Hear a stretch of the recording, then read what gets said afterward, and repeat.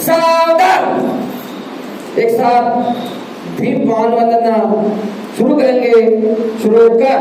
जय भीमा नाम की जय है। संविधान देश लिखिता राम जी पिता सकपाल कुळात तेजस चौदावे रत्न ज्ञान सागरा वंदन तुझला चरणी नमवितो माता तव समज ज्ञाना हो हक सुख प्राणिया दिला दाळे भ्रष्ट मनुला जय भीम तारक तुम हो बुद्ध धम्म रेयक जीवना जय हे बुद्ध हे भीम हे जय जय भीम बुद्ध हे। डॉक्टर बाबासाहेब आंबेडकर की जय। डॉक्टर बाबासाहेब आंबेडकर की जय। डॉक्टर बाबासाहेब आंबेडकर की जय। सर्वांनी पूर्ण जय भीम। आपण पाहता आर के भटकर यूट्यूब चॅनल। आर के भटकर यूट्यूब चॅनलवर आपले सहर्ष स्वागत आहे। असेच आमचे नवनवीन व्हिडिओ आवडल्यास आमच्या चॅनलला लाईक करा, कमेंट करा, शेअर करा आणि सबस्क्राईब करायला विसरू नका। सर्वांना मैत्रीपूर्ण जय भीम। त्यांनी त्याला सोबत घेतले आणि निघाले। त्यांनी नदी क्रॉस करून त्यांना थांबवले आणि आता घोड्यासोबत आपल्या मित्राला परत जाण्यास सांगितले। ते मान्य झाले नाही। सिद्धार्थ राजकुमाराने त्यांना समजून काढले आणि ते निघाले। त्यांना राज्य सोडताना 2 दिवस लागले, परंतु आपल्या मित्राला आणि त्या घोड्याला परत पाठवायला, त्या छंदाला आपल्या राज्यात परत जायला तब्बल 8 दिवस लागले। कारण तो फार दुःखात होता। त्याला समजेना की आपण कसे जावे। यानंतर ते परत गेले आणि बुद्धांच्या जीवनाचा प्रवास, त्यागाचा प्रवास सुरू झाला। डॉक्टर बाबासाहेब आंबेडकरांनी लिहिलेल्या सर्व ग्रंथांमध्ये सर्व ग्रंथ हे अनन्यसाधारण महत्वाचे आहेत। त्या ग्रंथांमध्ये क्रांती आणि प्रतिक्रांती या ग्रंथाचे महत्व अनन्यसाधारण आहे। आता आपल्याला हे ग्रंथ माहिती आहेत का? नाही, कारण आपण वाचन करत नाही। डॉक्टर बाबासाहेब आंबेडकरांनी आपल्या उन्नतीचे सर्व मार्ग पुस्तकाच्या माध्यमाने साहित्यात लिहून ठेवलेले आहेत। सगळे मूलमंत्र ठेवलेले आहेत, परंतु आपण ते वाचन करत नाही। वाचन करत नसल्यामुळे आपल्याला माहित नाही आणि त्यामुळे आपली अधोगती आहे। 2000 वर्षे धार्मिक विकृती पसरविणाऱ्या ब्राह्मणवादाची किरपाट करणारा हा ग्रंथ आहे। 2000 वर्ष गौतम बुद्धाने बघा आपल्याला कुठल्या परिस्थितीतून मधून काढलेला आहे। डॉक्टर बाबासाहेब आंबेडकरांनी आपल्याला कुठल्या परिस्थितीतून काढलेला आहे याचा विचार करा। इसवी सन 563 मध्ये सिद्धार्थाचा जन्म होतो। नेपाळमधील कपिलवस्तू येथे राजघराण्यात होतो। वयाच्या 35व्या वर्षी बुद्धाला ज्ञान प्राप्त झाले व जीवनाच्या 45 वर्षापर्यंत बुद्धाने आपल्या धर्माचा प्रचार आणि प्रसार केला। सुखी जीवनाकरिता जीवनाचा मापदंड म्हणून नैतिक आचरण आवश्यक आहे, अशी बुद्धाची शिकवण आहे। नैतिक आचरण, खरंच आपण नैतिक आचरण करतो का? नाही करत। जर आपण केलं असतं तर आपली प्रगती या देशामध्ये सगळ्यात उंचावर असती। त्यांनी बंधुतेबरोबर लोकतांत्रिक भावनांची वृद्धी सुद्धा आवश्यक आहे असा उपदेश केला। बुद्धाच्या व्यक्तिमत्वाची अमिट छाप आजही आपल्या समाजावर कायम आहे। बुद्ध जाऊन जवळपास 2000 वर्ष झालेली आहे। इथे व्यक्ती उद्या काल मरतो आणि आज त्याचं अस्तित्व संपतो, त्याचं काहीही त्यांनी केलेले कार्य हे नामशेष होता। परंतु बुद्धाने 2000 वर्षापूर्वी जी क्रांती केली त्याची अपेक्षा आताही प्रत्येक समाजावर आहे. आणि त्या काळी बुद्धाने जो मार्ग सांगितला त्यानुसार ज्या ज्या लोकांनी बौद्ध धर्म स्वीकारला तो भारताचा राष्ट्रीय धर्म बनला. त्या काळी बघा राष्ट्रीय धर्म होऊन गेला म्हणजे बुद्ध धर्माला किती महत्व होते. मग याची रासाची कारणे काय? बुद्धाच्या धर्माचा इतका प्रसार होण्याची कारणे कोणती असेल तर ती म्हणजे बुद्ध हा मानवतावादी धम्म होता. मैत्री, बंधुता, अहिंसा आणि नैतिक शिलाचरणावर आधारलेला होता. बघा तुम्ही ही मानवता किती महत्वपूर्ण आहे. तुम्ही आपल्या विहाराला मानवता हा नाव दिलेलं आहे. काही विचारपूर्वकच नाव दिलेलं असेल मानवता धर्म, बरोबर. तत्कालीन आर्य समाज बुद्धाच्या आधी तत्कालीन आर्य समाज सामाजिक, धार्मिक आणि व्यक्तिगत दुराचरणाच्या निकृष्ट थराला पोहोचला होता. बुद्धाच्या शिकवणीने समाजात एक क्रांती घडून आली. सत्सत विवेक आणि मैत्री या दोन मुख्य शिकवणीवर बुद्धाचा भर होता. सत्सत विवेक म्हणजे एखाद्याने काही सांगितलं त्याच्यावर अंधविश्वास ठेवायचा नाही. आपला सत्सत विवेक कुठे वापरून आपण आपला निर्णय घ्यावा लागतो आणि मैत्री भाव जपावा लागतो. आपल्या आजीवनातील अज्ञान दूर करणे आवश्यक आहे असे बुद्ध म्हणतात. 3 कुप्रथांविरुद्ध बुद्धाने अभियान छेडला होता त्यावेळेला. कुठला तर बुद्धाने वेदांच्या अधिकार श्रेष्ठतेला म्हणजे पुरुषाने निर्माणच केला नाही असा जो वेदांचा अधिकार होता बुद्धाने त्याला नकार दिला. धर्म म्हणून बळीप्रथेला बुद्धाने विरोध केला. आताही बघतो आपण नवरात्रीमध्ये म्हणा किंवा इतर समाजामध्ये कित्येक प्रकारचे बळी, पशु पक्ष्यांचे बळी दिलेले जातात. हा तोच प्रकार आहे जो आधी होता. आताही तो कंटिन्यू आहे, समाजात अस्तित्वात आहे.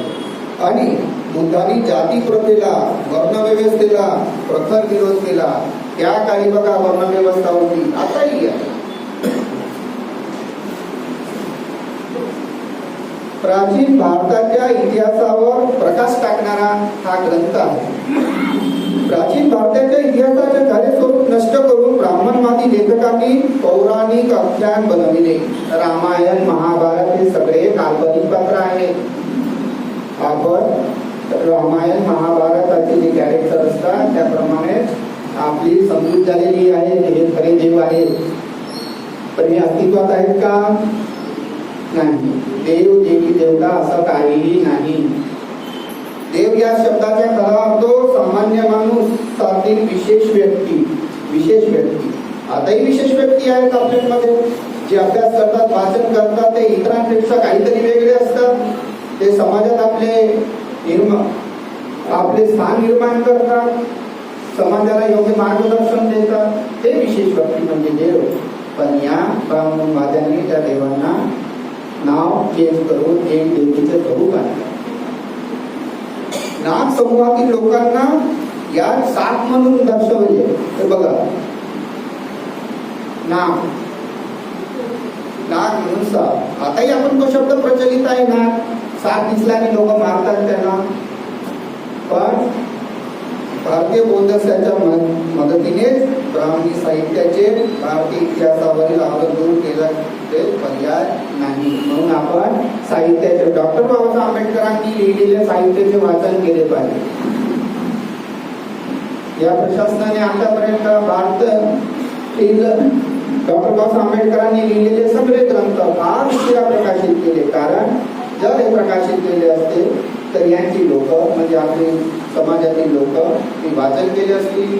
वाचन केले असतं तर त्यांना कळलं असतं की काय खरं काय वाईट आहे, काय समाज उपयोगी आहे, ते सगळं त्यांना कळलं असतं. पण आपल्याला ही माहिती पोहोचूच द्यायची नव्हती. कारण आपली प्रगती त्यांना बघवत नाही, अस्पृश्याची प्रगती त्यांना बघवत नाही. आता सुद्धा त्यावेळेला आर्य समाज कसा होता बघा. स्त्रियांची तर फार दयनीय अवस्था होती. स्त्रिया आर्य समाजामध्ये बघा बुद्धाच्या जीवन काळामध्ये कसं होतं. आर्य समाजामध्ये जुगार खेळणे, दारू पिणे हे एक सामाजिक व्यसन होतं. म्हणजे इथे सगळे पुरुष आणि स्त्रिया सुद्धा दारू प्यायचे. यौन संबंध पिता आपल्या मुलीशी राखायचा असं असते का? असं होत नाही, पण त्यावेळेला असं होतं. भाऊ आपल्या बहिणीशी संवाद करू शकत होता, अशी परिस्थिती होती, दयनीय परिस्थिती होती. घराबाहेर यौनाच्या ही गोष्ट सामान्यपणे प्रचलित होती. आर्यात पत्नी आणि मुलीही काही आपल्या कामाकरिता भाड्याने देण्याची प्रथा सुद्धा होती. अशी परिस्थिती होती. आपली मुलगी आपली पत्नी भाड्याने इतर लोकांना द्यायची, अशी प्रचलित प्रथा होती आर्यांमध्ये. अशा परिस्थितीतून गौतम बुद्धांनी आपल्याला बाहेर काढलेलं आहे, संपूर्ण समाजाला बाहेर काढलं आणि मानवता धर्म शिकवला.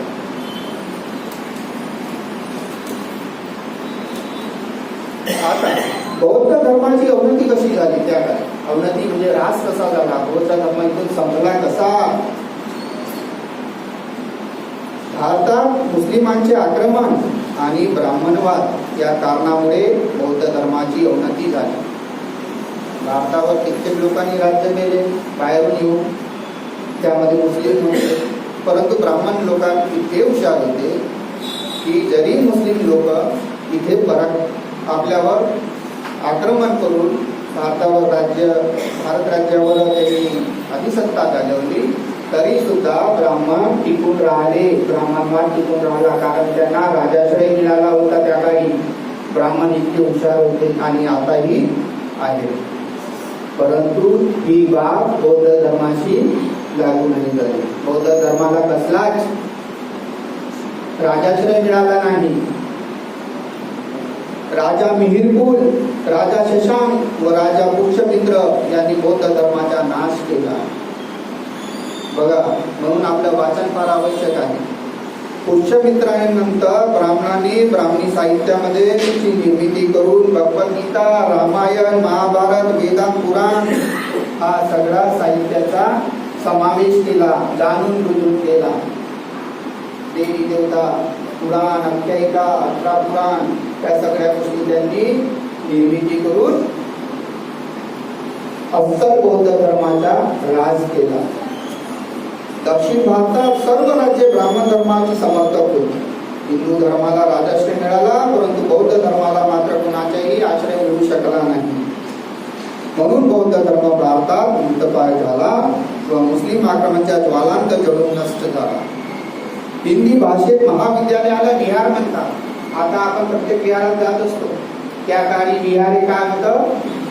महाविद्यालय होतं, शिक्षणाचे द्वार होते. नालंदा, विक्रमशिला, जगदल, वेदांतपुरी हे विश्वविद्यालय होते. त्यांनी मुस्लिमांनी लुटून नष्ट केले. राजा शशांक याने बुद्धगया येथील बोधी वृक्षाची मुळे फोडून काढली. बोधी वृक्ष, या बोधी वृक्षाखाली तथागतांना बुद्धत्व प्राप्त झाला, ज्ञान प्राप्त झाले. त्या बोधी वृक्षाची मुळासकट त्यांनी त्या झाडाला नष्ट केले. एवढेच नव्हे तर त्यांनी बोधी वृक्षावर अशोकाची फार श्रद्धा होती. या शशांक राजांनी पाटलीपुत्र येथील बुद्धाचे पदचिन्ह असलेली शिला देखील फोडून काढली.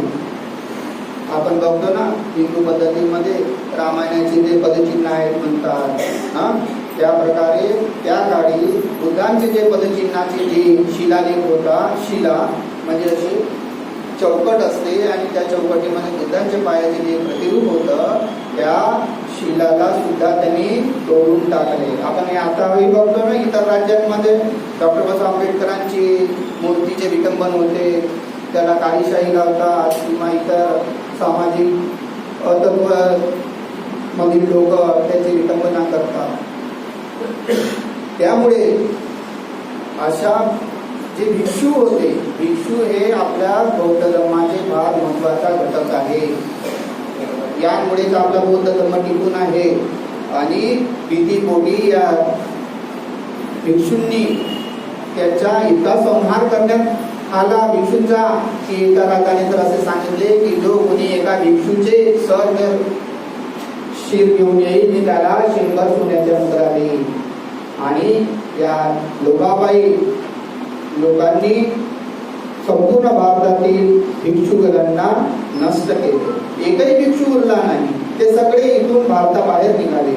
म्हणून तर आजच्या परिस्थितीमध्ये इतर देशांमध्ये बौद्ध धर्म जिवंत आहे, पण आपल्या भारतामध्ये तो मृतप्राय झाला. तर तो कुणी आपल्याला पुन्हा पुनर्जीवित केले, कुणामुळे? तर डॉक्टर बाबासाहेब आंबेडकरांमुळे. डॉक्टर बाबासाहेब आंबेडकरांनी वाचनच केलं नसतं तर आज आपली परिस्थिती अशी घडली असती का? नाही. म्हणून वाचन करणे फार गरजेचं आहे.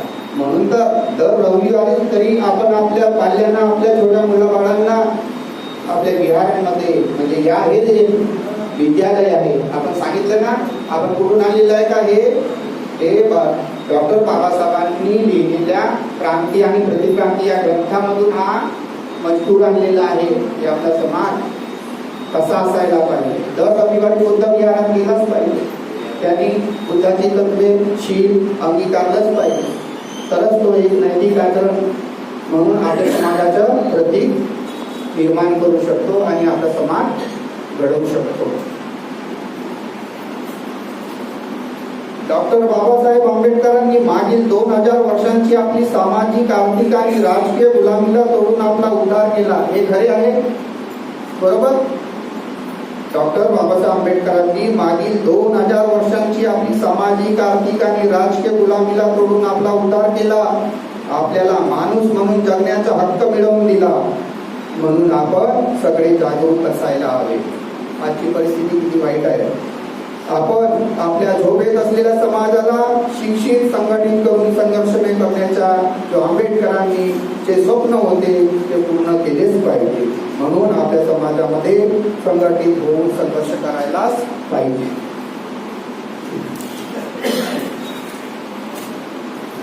आता आजची वर्तमान परिस्थिती बघूया. आजच्या वर्तमान परिस्थितीचे परीक्षण, अवलोकन केल्यास आपल्याला असे लक्षात येईल की संविधान निर्माण आणि अंमलबजावणी असून सुद्धा दलित समाजावर संपूर्ण देशामध्ये कुठे ना कुठे सतत अत्याचार होत आहे. आधी होत होता आणि आताही होत आहे आणि या मागील 10-12 वर्षामध्ये त्याचे प्रमाण तीव्र झालेले आहे. कुठे ना कुठे लग्नात गोळी वापरल्यामुळे नवरदेवाला मारण्यात येतो, ते आपण बातम्यांमध्ये येतो. कुठे ना कुठे दलित वस्त्यांची जाळपोळ होते. कुठे ना कुठे विद्यालयांमध्ये, मोठ्या युनिव्हर्सिटीमध्ये आपल्या विद्यार्थ्यांवर रॅगिंग होतं, त्यांना जातीयतेचा सामना करावा लागतो. तर महिलांवर सुद्धा अत्याचार होता.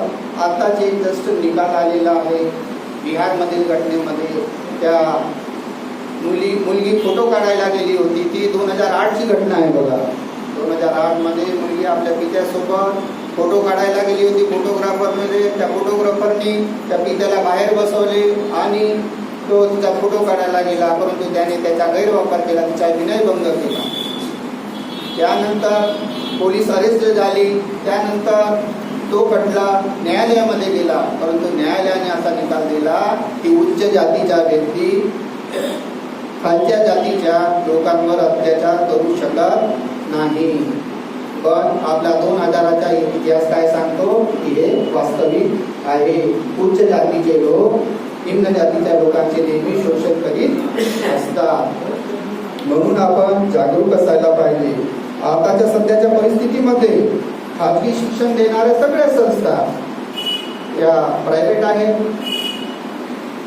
एक सुनियोजित गटाद्वारे या खाजगी शाळा चालवत आहेत. सामान्य माणसाचे, सामान्य व्यक्तीचे लोक या शिक्षण घेऊ नये, हा त्यामागचा मुख्य उद्देश आहे. पोलीस प्रशासनही त्यांचंच आहे. सगळ्या 2 गटांमध्ये, 2 जातीच्या गटांमध्ये जर वाद झाला तर न्याय कुणाला मिळेल? तुम्हाला मिळेल असं तुम्हाला वाटते? न्यायालय तुमच्या बाजूने आहे असं वाटते? या अशा खोट्या भ्रमेत राहू नका. आणि न्याय व्यवस्था सुद्धा आपल्या साईडनी नाही. आता तर आपला जो मतदानाचा हक्क आहे तो पण हिरावून घेण्याची दाट शक्यता निर्माण झालेली आहे. हे SI वगैरे जे आहे ते इतकं किचकट आहे की लोकांनी त्यामध्ये हस्तक्षेप न करता समजा थोडी निष्काळजी केली आणि त्यांनी ते फॉर्म भरले नाही किंवा व्यवस्थित भरले नाही तर त्याला मतदानाच्या हक्कापासून वंचित राहावे लागेल आणि त्यांचा जो हेतू आहे तो व्यवस्थितरित्या मार्गी लागेल आणि त्यांना हवं आहे ते साध्य होईल आणि त्यांना हवं आहे तीच राजकीय सत्ता त्यांची येईल. म्हणून आपण काळाची गरज म्हणून सचेत राहायला पाहिजे, जागरूक राहायला पाहिजे, आपल्या समाज एकत्रित करून राहायला पाहिजे, एकोप्याने राहायला पाहिजे, विघटित राहू नये आणि बुद्धांच्या शील आणि नैतिक आचरणावर आपण वागलो पाहिजे, तरच आपली प्रगती होईल. अन्यथा आपण इथून डॉक्टर बाबासाहेब आंबेडकरांनी 70 वर्ष आधी म्हणजे ते 70 वर्ष आणि त्यांच्या जीवन प्रवासाचा जो 40-110 वर्षाचा जो कार्यकाल आहे या कार्यकाळ आपण लवकरच संपुष्टात येईल. आपण इतिहासामध्ये जी आपली जागा होती आपण त्याच ठिकाणी नेल्या जाऊ. म्हणून आपण आपली प्रगती न थांबवता संघटित राहणे फार काळाची गरज आहे आणि यासाठी बुद्धाची शिकवण, नैतिकतेची शिकवण, शिलेची शिकवण फार आवश्यक आहे. म्हणून आम्ही दर रविवारी तरी आपल्या बिहारमध्ये महाविद्यालयांमध्ये, बिहारमध्ये महाविद्यालय आता आज आपण बघितलं म्हणून आपण आपल्या महाविद्यालयामध्ये यायलाच पाहिजे, आपल्या छोट्या बाळांना आणलंच पाहिजे. त्यामध्ये त्यांना नैतिक आचरणाचे धडे दिलेच पाहिजे आणि आपला कुटुंब साक्षर करून आणि आपला समाज संघटित आणि संघटित करून डॉक्टर बाबासाहेब आंबेडकरांनी पाहिलेले जे स्वप्न आहे ते पूर्ण करणे हे आपले नैतिक कार्य आणि जिम्मेदारी आहे. अशी आपल्या समाजाची जी चळवळ भारतीय बौद्ध महासभेच्या द्वारे आपण करत आहोत. आपण या भारतीय बौद्ध महासभेला अधिकाधिक बळकट केले पाहिजे आणि भविष्यामध्ये या चळवळीच्या माध्यमातून आपण आपल्या समाजाला जागृत करून आपले हक्क, राजकीय हक्क, सामाजिक हक्क आणि आर्थिक हक्क मिळवून घ्यायला पाहिजे असं अपेक्षित आहे. आपण मला शांत चित्ताने ऐकले याबद्दल मी सर्वांचे आभारी आहे. धन्यवाद. जय भीम.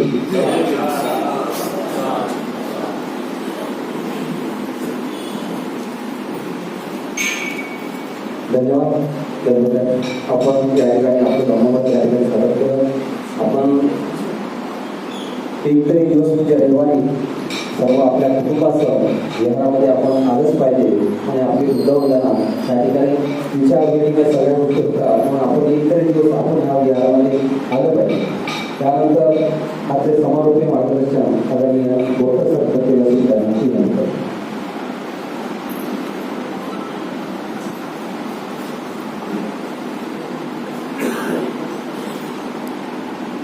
सर्वांना जय भीम. तथागत सामाजिक समृद्ध धर्मनायक सम्राट अशोक, देशाचे उद्धारकर्ते छत्रपती डॉक्टर बाबासाहेब आंबेडकर, आई रमाई भीमाई या आपल्या श्रद्धास्थानांना किंवा वंदन करून भारतीय बौद्ध महासभेच्या विद्यमान संरक्षिका महाउपासिका लीलाताई आंबेडकर, भारतीय बौद्ध महासभेचे राष्ट्रीय कार्याध्यक्ष तथा समता सैनिकाचे प्रमुख आदरणीय डॉक्टर भीमराव यशवंतराव आंबेडकर साहेब आणि भारतीय बौद्ध महासभेचे राष्ट्रीय सल्लागार श्रद्धेय बाळासाहेब आंबेडकर साहेब यांच्याही कार्याला वंदन करून आज भारतीय बौद्ध महासभा बंडेरा अमरावती महानगराच्या वतीने सुरू असलेल्या रविवारच्या वंदनेचा उपक्रम, त्या उपक्रमाअंतर्गत आज 397वी रविवारची वंदना आपल्या मानवता पुतळ्यात संपन्न झालेली आहे. 397 रविवार नॉन स्टॉप हा उपक्रम आजपर्यंतचा आपल्या बिहारात आज संपन्न होत आहे. निश्चितच तुमच्या लक्षामध्ये आला असेल कोणत्या संस्थेचा उपक्रम आहे हा? भारतीय बौद्ध महासभा.